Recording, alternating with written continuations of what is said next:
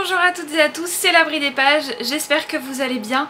Aujourd'hui on se retrouve dans la vidéo haul du mois de juin et du mois de juillet.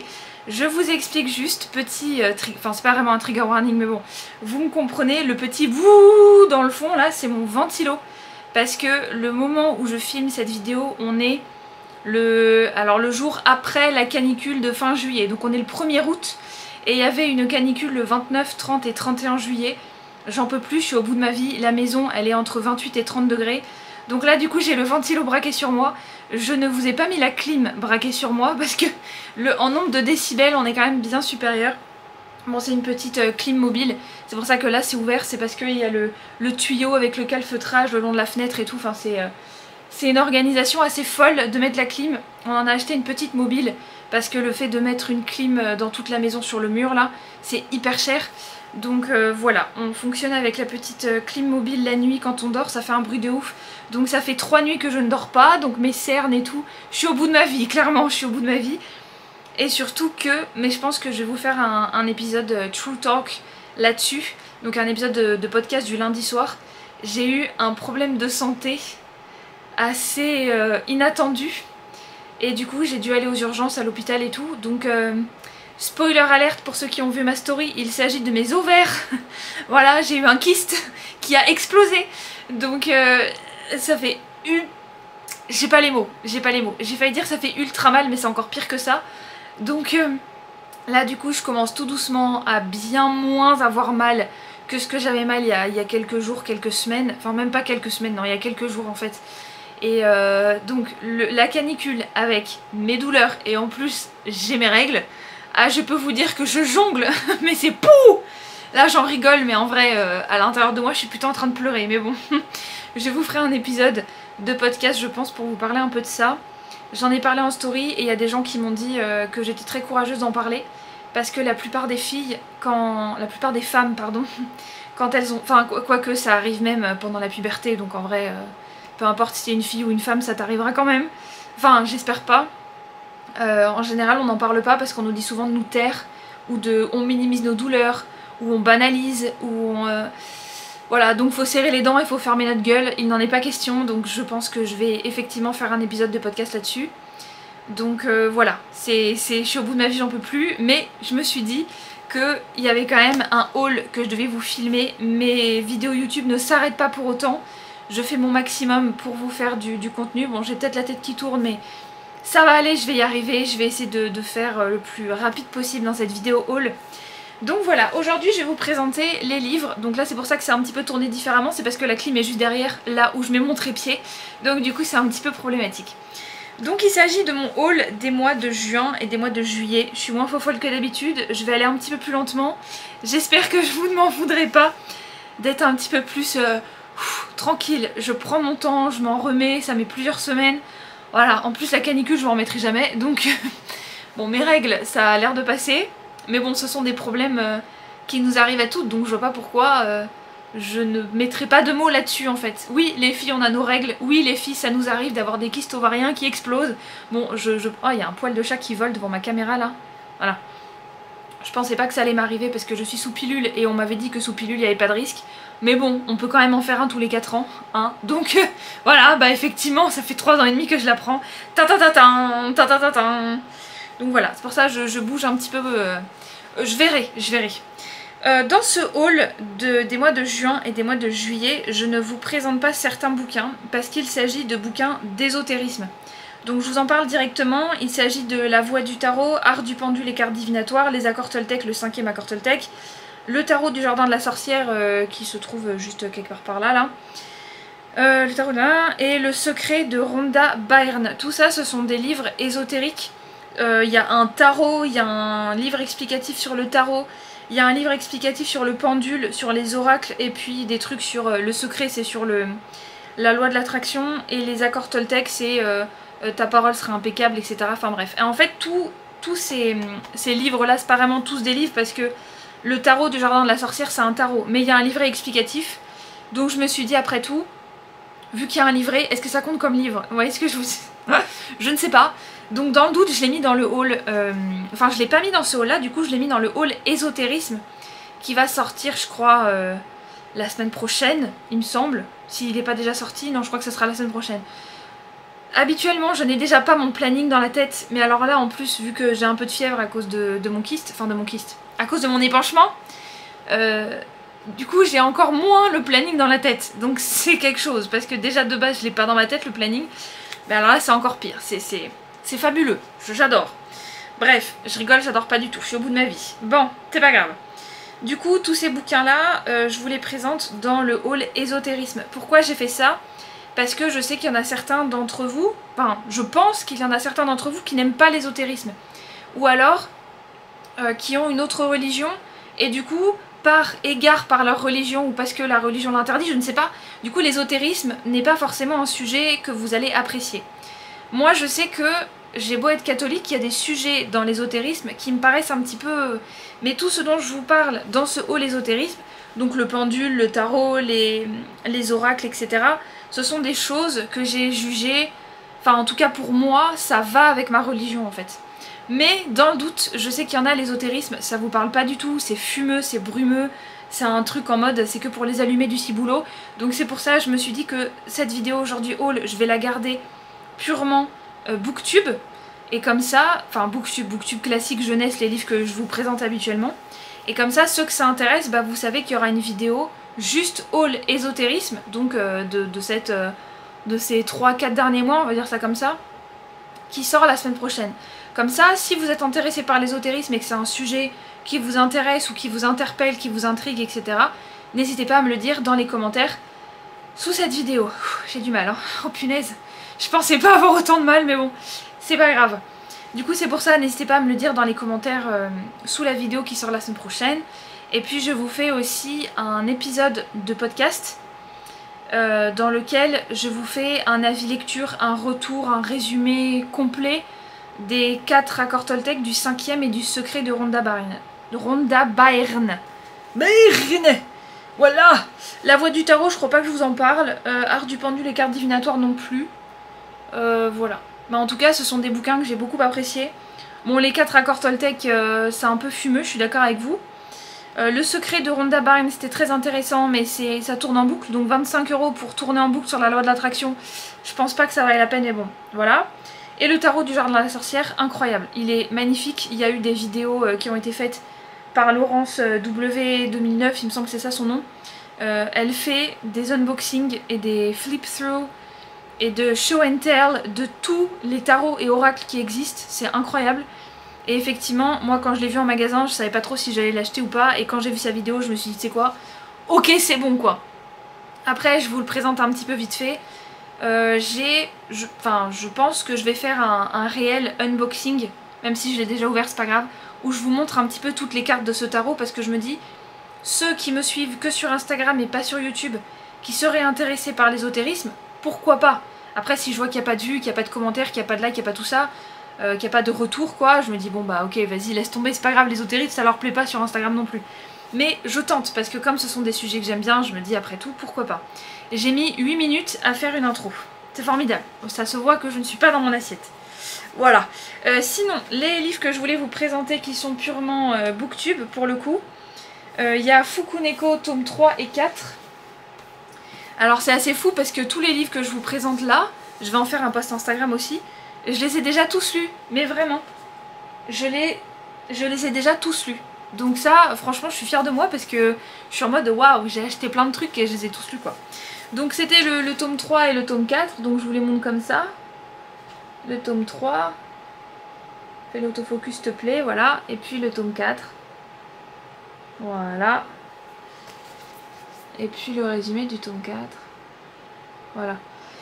Donc c'était juste parce que le tome 1 et le tome 2, je les ai vraiment trop aimés. Je ne sais plus si je les ai mis dans un challenge ou pas. Peut-être dans le challenge FBC, ouais. Ouais, c'est vrai, celui de Madame Errance, il devait être dedans. Et du coup, le 3 et le 4, bah, je les ai lus juste avant de commencer le challenge été glacé de Nina Quill. Et en fait, bah, c'est le tome 3 et 4 de cette petite série de manga que j'adore. C'est en 4 tomes. Et du coup, après, c'est série complète. Donc du coup, une fois que vous avez lu les 4 tomes, c'est bon. Et en fait, c'est une petite fille qui s'installe dans un nouveau village au Japon, dans la banlieue de Tokyo. Et en fait, elle va découvrir qu'il y a des chats qui sont les anges gardiens un petit peu de ceux qui en ont besoin. de ceux qui ressentent un vide dans leur vie. Et du coup, il y a une armée de petits chats en fait qui vont prendre soin des humains, etc. Enfin voilà. Après, si je vous lis les résumés, sinon je vous lis des trucs qui sont pas trop spoilants. On dit que les Fukuneko, ces chats porte-bonheur, s'attachent aux humains à qui il manque quelque chose. Si Ako a Fuku, probablement pour combler la douloureuse absence de ses parents, son petit frère Yota ne devrait-il pas lui aussi avoir son propre Fukuneko? La cadette de la fratrie va d'ailleurs en apprendre plus sur sa mère grâce à leur oncle Ichi. La bande de petits chats continue de s'agrandir avec l'arrivée de Charlotte, une Fukuneko bien sensible, qui redoute le départ de sa maîtresse à l'étranger. En effet, ces créatures toutes mignonnes ne peuvent s'éloigner de la ville de Fukuneko. Bon, c'est pas spoilant du tout, donc je pense que ça va. Ako, c'est la fille, donc c'est le personnage principal de l'histoire. Et Fuku, c'est son petit chat porte-bonheur, voilà. Donc quand je vous dis des anges gardiens, c'est chat porte-bonheur, enfin bref, vous avez compris quoi. Donc du coup, je me suis acheté le tome 3 et le tome 4. Et ils m'ont coûté 6,84 € par manga. Et ensuite, le dernier, donc ça c'est du haul de juin, parce que tous les autres, c'est des trucs que je vous présente dans le haul ésotérisme. Sachant que j'en ai eu qui m'ont été offerts aussi. Le dernier livre, c'est à 6,55 € et c'est Les 4 sœurs dans la tempête. Écoutez, ça tombe bien, je vous ai déjà fait une vidéo avis lecture sur ces trois-là. Je vous le présente dans cette vidéo-là parce qu'effectivement, je l'ai acheté en juin et je l'ai lu genre le premier jour de juin, il me semble. Enfin, direct après l'avoir lu. En fait, je l'ai acheté, je l'ai lu. Je crois que c'est un délire comme ça. Non, attends. Oui, c'est ça, le premier jour de juin. Voilà. Je l'ai acheté, je l'ai lu direct parce que il me le fallait, parce que c'est le tome 3, soi-disant. Allez, vas-y. Ouais, tu vas y arriver. Bon, c'est pas grave. C'est le tome 3. Et en fait, c'est celui qui va directement après 4 sœurs en vacances. Enfin bref, je vais pas m'éterniser là-dessus. Je vous les ai présentés de toute façon dans la vie lecture. Là, je vous les montre dans le haul. C'est bizarre parce que la vie lecture, je l'ai sortie avant le haul. Mais c'est pas grave. On n'est pas là pour essayer de comprendre ce que je fais. Hein. Dans notre famille, nous sommes 4. Lou, Lisa, Luna et moi. Laure. 4 sœurs prêtes à descendre les pistes enneigées, mais une tempête nous bloque au chalet. Voilà, c'est sympa. Je pense pas que je vais le vendre, mais est-ce que je vais le relire? Je sais pas. Mais bon, en tout cas c'était sympa et j'ai pas forcément envie de m'en séparer maintenant, donc je verrai, écoutez, je verrai. Ensuite, pour le haul de juillet, bon, je vous dis ce que j'ai acheté par mois. On s'en fiche, hein, que ce soit en juin, en juillet ou le 31 décembre, enfin je veux dire, c'est pas grave, écoutez. Oh, je suis fatiguée, mais à un point. Mais ça me fait plaisir de filmer. Mais en même temps, je sens que ça va me fatiguer, donc je vais peut-être dormir cet après-midi, si la chaleur me le permet, parce qu'encore une fois, ça fait 3 nuits que je ne dors pas. Donc voilà. Au mois de juillet, donc j'ai acheté ces 3 livres-là, donc qui sont le tome 2, le tome 3 et le tome 4 de la série Cupcake Girls de Coco Simon aux éditions PKJ. Et ils m'ont coûté 6 € l'unité, par là, il me semble. Voilà. Ça c'est le 3 et ça c'est le 4. Alors le tome 1, je l'ai beaucoup apprécié. Et quand je l'ai fini, je me suis dit... En fait, c'est un groupe de 4 filles. Ouais, je crois que j'ai pas le résumé là. C'est un groupe de 4 filles avec Mia, Cathy. Cathy, c'est le tome 1 du coup. Après, vous avez Emma dans celui-là. Et celui-là, c'est Alex. Et en fait, c'est un groupe de 4 filles qui vont former le Cupcake Club. Et puis voilà, va se passer plein de trucs autour de ça. Donc ça tourne autour des cupcakes, mais aussi des aventures de tous les jours dans leur petite vie de collégienne. Et ça se passe aux États-Unis du coup. Donc en fait, c'est l'équivalent de Cathy Cassidy, mais en américain quoi. J'aime vraiment beaucoup. Et en fait, le tome 1, c'est sur Cathy, donc une des filles du groupe. Et je me suis dit, ça serait vraiment top, genre instant buy, si les autres tomes sont sur une fille du groupe en fait. Et effectivement, le tome 2, c'est sur Mia. Donc le résumé, parce que ça spoil rien du tout, hein. Donc la reine de la mode, chaleureuse, ouverte, généreuse, Mia n'a jamais eu de mal à se faire des amis, mais dans son nouveau collège, les groupes ne se mélangent pas, et quand les filles les plus populaires de l'école lui proposent de rejoindre leur club, Mia est bien embêtée. Entre cupcake et mode, amitié et popularité, que choisir? Alors comme vous pouvez le voir derrière, moi j'adore ça, les livres, ils sont très très colorés. Il y a des paillettes, voilà. Donc moi, il faut pas plus pour me plaire. Au début, j'avais pas compris sur le tome 3, mais il y a des petits cochons dessus. Il y a des petits cochons et il y a du bacon. Mais en fait, c'est en lien avec l'histoire, parce qu'elle adore cuisiner des cupcakes au bacon. La mère de Mia se marie, les filles du Cupcake Club seront ses demoiselles d'honneur. Seul problème, les robes sont chères et Emma n'a plus d'argent de poche, qu'à cela ne tienne. Elle enchaîne les petits boulots, mais entre le babysitting, les cours de flûte... Ah, le babysitting c'est avec le chien? C'est ça? Ah ouais. Les cours de flûte et le Cupcake Club et accessoirement être adolescente à plein temps, va-t-elle tenir le coup? Oui, elle fait pas du babysitting, elle fait du babysitting de chien. Moi je pensais que c'était le babysitting de bébé, mais le babysitting d'animaux c'est le animal sitting du coup. C'est trop chou, j'adore. Ou alors elle parle du babysitting de son petit frère. Mais c'est les deux gros trucs dans ce roman-là. Enfin bref, on s'en fiche. C'est pas grave. Et en fait celui-là c'est sur Emma. Et j'étais super contente parce que les 4 premiers tomes de la série, il y a un tome sur une fille du groupe. Et ça, j'ai trouvé ça super parce qu'elle m'intriguait tellement, j'avais tellement envie de savoir qui c'était. Et le tome 4 c'est sur ma préférée. Je pense effectivement que c'est ma préférée, c'est Alex. Alex est la plus sérieuse et la plus organisée des membres du Cupcake Club. Rien ne lui échappe. Mais lorsqu'elle croise le regard de Matt, la terre se met à tourner à l'envers. Et Matt c'est le frère de Emma je crois. Alex est dans tous ses états, serait-elle tombée amoureuse? Une recette pourrait peut-être régler le problème. Et oui, c'est effectivement le frère d'Emma ou de Mia? Non, c'est Emma je crois. Et du coup, il y a des tas de quiproquos, j'adore, c'est trop marrant. Donc voilà, franchement, j'ai trop aimé, je les ai déjà lus, mais peut-être que je vous ferai un avis lecture sur cette saga-là, mais quand j'en aurai lu un peu plus, parce que 4 tomes pour vous faire une vidéo, je sais pas si ça sera suffisant. L'avant-dernier livre... Oula, la luminosité, elle a eu un bug là. L'avant-dernier livre de mon haul de juillet, c'est Un cœur si loyal et solitaire de Brigitte Kéméraire, hein, et c'est aux éditions Le Livre de Poche. Et avant c'était édition PKJ, enfin bref, les éditions je vous les lis pas forcément, j'ai tellement la tête dans le rectum que je n'arrive pas à savoir ce qu'il faut que je vous dise ou pas, je suis morte là actuellement. Donc c'est le tome 2 de Un sort si noir et éternel. Je vous ai déjà fait le résumé un nombre incalculable de fois. En gros c'est une fille qui est handicapée, elle a une paralysie cérébrale et elle était en train de faire le guet pour protéger son frère à New York qui était en train de faire je sais pas quoi, de faire des casses, de voler de l'argent, enfin bref, ils avaient des problèmes à cause de leur père. Et en gros elle se fait enlever par un gars qui s'appelle Greg, qui est le commandant du prince héritier de ce roman-là. Et en fait c'est une réécriture de La Belle et la Bête, enfin, vite fait, hein, dans le sens où il est coincé dans une malédiction, il a été maudit par une enchanteresse qui s'appelle Lilith, très classique mais ça marche, écoutez. Et en fait il est condamné à revivre le même automne, donc l'automne il recommence tout le temps. Ça serait trop bien, franchement j'adorerais ça. Enfin juste être en automne et revivre l'automne.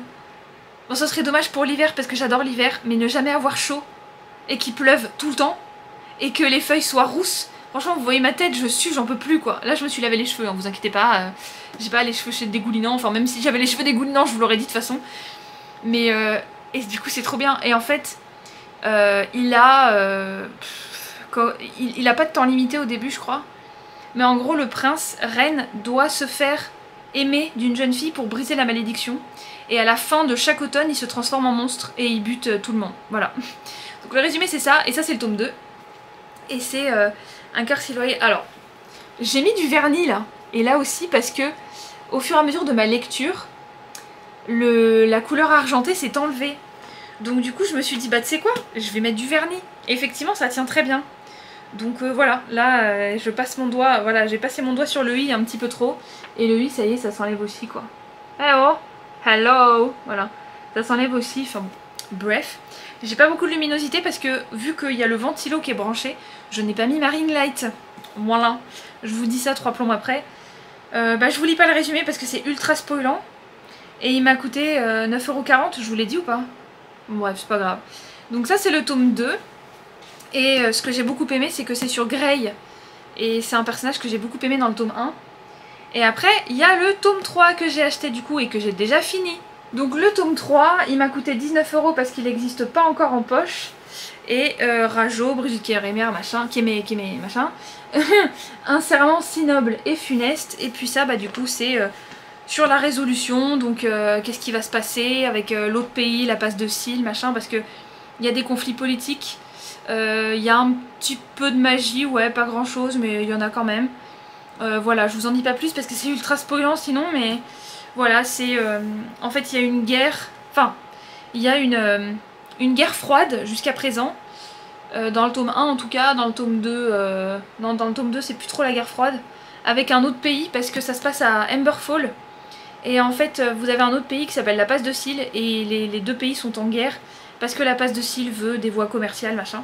Et du coup bah, la grosse histoire au-delà de la malédiction du prince Ren, c'est bah, la guerre en gros, est-ce qu'ils vont aller en guerre, est-ce que ça va péter, est-ce que les deux royaumes vont devenir qu'un seul machin.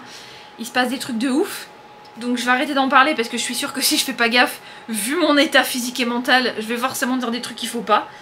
Donc voilà, combattre la guerre pour sauver le royaume. Ça correspond bien. Ne lisez pas le résumé si vous n'avez pas lu le 1 et le 2, parce que moi j'ai fait l'erreur de... Enfin, je fais tout le temps l'erreur en fait. Je fais tout le temps l'erreur. Parce que... Bah, quand je sais pas si le 2 va me plaire, en général ce que je fais c'est que j'achète juste le tome 1 et je me tâte un petit peu à acheter la suite directe au cas où le tome 1 ne me plaît pas. Et en général il me faut genre 150 pages, 200 pages pour savoir si le bouquin va me plaire. J'attends pas forcément la fin du roman pour savoir si la fin me hype suffisamment ou est suffisamment en cliffhanger pour me plaire et me donner envie de lire la suite. Mais je dois dire que... Pourquoi je disais ça, je me souviens plus. Ah oui, c'est pour ça que j'avais pas acheté le 2 et le 3. Mais du coup, comme j'avais un petit doute, parce qu'il y en avait plein qui me disaient que le tome 1 c'était un stand-alone en fait. C'est-à-dire que bon bah voilà, t'as la fin, t'as la résolution, t'as machin, t'as truc. Bon, il se passe des trucs de ouf quand même, hein, je vous rassure, il y a des trucs de ouf qui font que bah, moi j'ai eu ultra envie de lire le 2 et le 3. Mais j'étais un petit peu en mode je me tâte, je sais pas trop. Donc du coup j'ai lu le résumé du tome 2 et j'étais en mode quoi. Voilà, c'est ultra spoilant. Et le 3 aussi parce que du coup bah, faut pas lire le résumé, donc je vous lis pas le résumé. Je vous ai dit un petit peu de quoi ça parlait. Et je les ai finis, je les ai lus du coup le tome 2, 3 de Cupcake Girls et pas du tout. Le tome 3 et 4 et le tome 2 et 3 de celui-là du coup. Je les ai lus pour le challenge été glacé de Nina Quill et il était temps parce que Un sorcier noir et éternel c'était dans ma palle depuis des plombes. Et par contre ce que j'ai fait, je vous le montre juste comme ça, voilà. J'ai pris des notes cette fois, que j'ai mis dans une petite fiche que j'ai mis bah, au fond là. Et en fait j'ai vu ça sur Instagram parce qu'il y en a des tas qui me disent, qui disent de manière générale à tout le monde sur Instagram, pas qu'à moi, ah je sais pas comment vous faites et tout, parce qu'en général les livres de fantasy, il y a tellement de détails à retenir que bah, j'ai du mal à savoir ce qu'il faut que je retienne, s'il faut que je prenne des notes ou quoi. Et en fait je suis en mode waouh mais c'est tellement ça, parce que moi quelques mois MOIS après avoir terminé une saga de fantasy comme ça, mais j'oublie tout, mais c'est un délire. Et du coup je me suis dit que si j'avais fait la même chose en lisant la trilogie... Attends, c'est quoi déjà? La trilogie de Nathalie Mahé. Le plus doux des poisons. Je me souviens jamais du titre. Non mais en vrai, ces sagas de fantasy, les titres ils sont tellement longs. On peut pas les retenir en fait. Moi c'est la trilogie de Nathalie Mahé. Mais le jour où elle fait une autre trilogie, je vais être en mode bah... La trilogie sur Zaru et Casta. J'ai failli dire Zara et Castou. Oh, sur Zaru et Casta. Bon, et ben cette trilogie là, je me dis... J'avais lu le 1 et le 2 pensant que c'était une duologie. À la fin du 2, j'étais sur les fesses parce qu'effectivement il y avait un 3 qui n'était pas encore écrit. Et j'ai dû relire le 2 avant de lire le 3. Et je me dis, mais si j'avais fait une petite fiche résumée avec les détails du bouquin, avec les mots importants, qu'est-ce qui se passe, machin, avec les éléments clés, les personnages, les noms de je sais pas qui, les pays, tout ça, je pense que j'aurais pu lire que le 3. Et bon, après, le tome 2 était génial. Je l'ai redécouvert en le relisant. Mais c'est juste que maintenant je pense que je vais faire ça systématiquement dans les sagas de fantasy. Là je suis en train de lire mon dernier bouquin que je dois lire pour le challenge été glacé de Nina Quill. C'est vraiment des capsules temporelles mes vidéos parce que vous allez voir cette vidéo, le challenge il sera déjà terminé. Donc là je vous dis je suis en train de le lire. Je suis en bonne voie parce qu'il fait 350 pages et je lis 100 pages par jour en moyenne. Donc je me dis bon bah j'ai des chances de le finir avant la fin du challenge. Parce que là on est...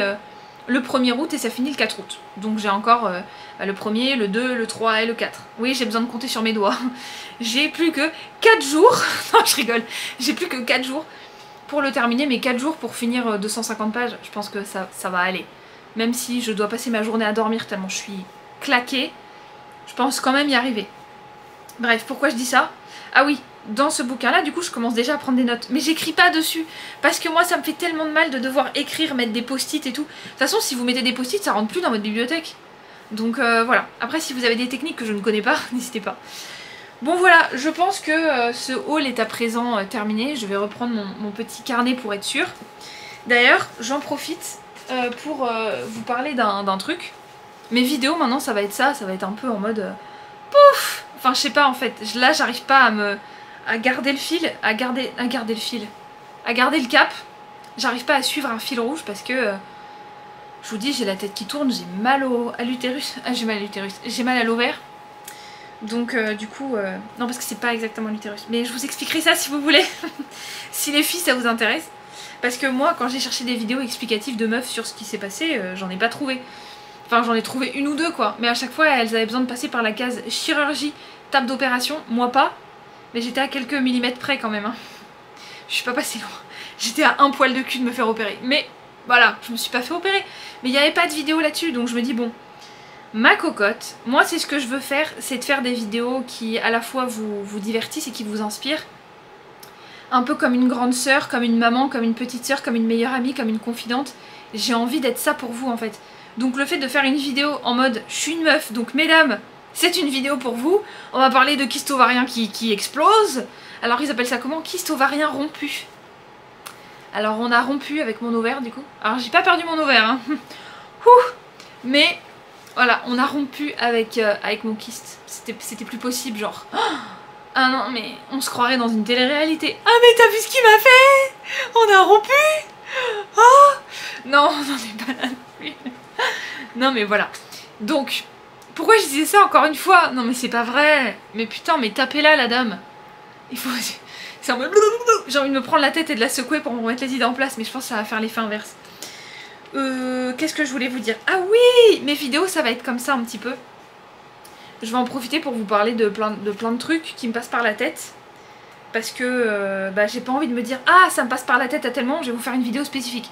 Ça sert à rien. Comme ça va vous donner envie de rester en disant c'est ma copine, je mange en même temps, tatati tatou. Donc je vais l'écouter blablater pendant des plombs. Je vous rassure ça va pas du... Enfin j'espère. En fait, dans mon carnet de lecture, donc là vous avez, je vous l'ai déjà montré, les lectures, le haul, machin, ok. Avec des tas de petites illustrations, du scotch, tout ça. Le truc c'est que là, pour finir l'année, donc août, septembre, octobre, novembre, décembre. Voilà, il me reste pile poil 4 pages pour finir l'année. Attendez, il me reste le double. Non? Il me reste combien? Parce que septembre, octobre, novembre, décembre, donc il me reste 4 pages. 5, 6, 7, 8. Il me reste 8 pages pour avant de finir le carnet. Qui est mon carnet de lecture du coup depuis octobre 2019. Donc il y a octobre 2019 à possiblement, je l'espère, décembre 2024. Je me suis pas décoiffée? Non, ça va. Ok. Et donc du coup, l'année dernière, pour le challenge de Guy Mousterier, c'est quoi déjà le Pumpkin Autumn Challenge 2023 du 3 septembre au 3 décembre, n'est-ce pas? J'avais fait ces petites pages là, machin. Et j'avais mis le challenge à l'écrit quoi, avec des petites cases. Oh c'est trop beau, j'adore. J'adore. Je m'étais éclatée à faire ça. Le truc c'est que cette année, avec les challenges que j'ai fait, donc il y avait le... J'ai fait quoi comme challenge? J'ai fait le FBC, le challenge était glacé de Nina Quill, et là je suis en train de faire le Summer Reader Camp de... Ma voix elle est partie en... On aurait dit que j'étais en train de muer quoi. Je mue. Le challenge de vibration littéraire. Donc là c'est mon 3e. Et j'étais vénère, enfin j'étais vexée, j'étais au bout de ma vie encore une fois, de voir qu'il me restait que quelques pages pour finir l'année. Et donc du coup, je me suis dit bah ouais mais je peux pas mettre mon challenge à l'écrit quoi. Donc du coup je l'ai mis en story à la une sur Instagram. Du coup je voulais savoir comment vous faisiez vous. On en vient enfin à la question que je voulais vous poser. Comment vous faites dans vos carnets de lecture? Est-ce que vous prenez un carnet de lecture séparé pour faire juste votre challenge? Ou est-ce que vous vous dites, comme j'ai fait l'année dernière en 2023... Putain, c'était l'année dernière 2023? Je suis au bout de ma vie. Non, en vrai, je l'ai vraiment vu passer cette année 2024. Elle m'a roulé dessus, l'année 2024. Je suis un cake, et j'ai été roulée dessus par un Kingston, et genre... Voilà. À l'année 2024, elle m'a roulé dessus. C'est surtout l'été qui me roule dessus, mais... Ouais, 2025, ouais. J'arrive 2025. J'arrive en pièces, en puzzle de 10 000 pièces, mais j'arrive quand même. Donc bon, voilà. Puis au fur et à mesure que vous refaites le puzzle il se défait. C'est l'histoire de ma vie. Putain, c'est compliqué. Oh, la vache. J'espère qu'il y en a parmi vous qui êtes en train de vous dire mais je relate tellement parce que je veux pas être la seule. S'il vous plaît, dites-moi que vous n'êtes pas les seuls à vous faire rouler dessus par l'été, par les années, par tout ça, par le temps qui passe. J'ai l'impression d'être maître Oogway dans Kung Fu Panda. Sauf que lui il s'envole et puis il devient une belle fleur, machin, bon voilà. Ouf. Il est temps d'arrêter cette vidéo parce que je pars dans tous les sens, je pars en cacahuète là. Donc comment vous faites dans vos carnets de lecture? Est-ce que vous faites... Est-ce que vous interrompez votre année pour faire le challenge machin comme j'ai fait l'année dernière? Est-ce que vous avez un carnet séparé? Parce que franchement, j'aimerais bien utiliser quelques pages, mais après, ça va être ultra frustrant et pas satisfaisant du tout de commencer un carnet pour l'année 2025. Pas du tout. Pour commencer un carnet, mais qui ne commence pas avec l'année 2025, mais qui soit commencé en cours de route, quoi. Moi, ça me stresse. Mais dans ces cas-là, je me dis, les années suivantes, je me fais un carnet par an, en fait. Mais il y a tellement de pages, je vais pas le remplir. Voilà, du coup je voulais savoir comment vous faisiez. Bon, c'est la fin de ce haul qui était vraiment long. Je vais avoir du montage à faire. Je vais devoir me mettre un pain de glace dans le dos, sur le bas-ventre, comment je suis moi, comment j'étais hier, une cuvette d'eau avec mes pieds dedans, le ventilo braqué sur moi au maximum. Voilà, moi c'est comme ça l'été, c'est pas possible. J'en peux plus, j'en ai marre, je déteste l'été. Fuck l'été, c'est une saison de... Bon bref. Voilà, j'espère que cette vidéo vous aura plu. Je suis vraiment désolée de l'état physique et mental dans lequel je suis. Mais je voulais pas interrompre mes vidéos YouTube parce que je vois que je suis en train de gagner des abonnés. À l'heure à laquelle je parle, on est 504. C'est un truc de fou. Je vais bientôt pouvoir débloquer certains paliers du financement de YouTube, de la monétisation. C'est un truc de ouf en fait. Donc du coup, pour vous remercier, peu importe mon état physique et mental, je vous fais des vidéos parce que je veux vous montrer toute ma gratitude d'être là au quotidien et c'est incroyable. Voilà, donc je ne prends pas de vacances. Donc merci beaucoup d'avoir regardé cette vidéo jusqu'au bout. N'hésitez pas à me suivre sur Instagram, YouTube et sur Spotify, à laisser un commentaire, à vous abonner, à liker et à partager. Et puis sur ce, bah, je vous dis à la prochaine vidéo qui, je l'espère, sera filmée dans un état un peu mieux que celui dans lequel je suis aujourd'hui. Voilà, j'ai trop chaud, j'en peux plus. Oh, oh la vache. Ah mais mes cheveux ils sont déjà quasiment secs hein. Je me les suis lavés il y a 1h30 même pas. C'est un truc de fou. Bon voilà. Et surtout je vous dis bon courage pour tenir cette saison du shaitan, cette saison satanique. Je n'en peux plus. Courage à vous, on va y arriver. J'espère. Et puis bah, on se retrouve la semaine prochaine dans une nouvelle vidéo. Gros bisous. Je vous aime. Et cœur sur vous. Bon courage. On va y arriver. On va y arriver. On va y arriver.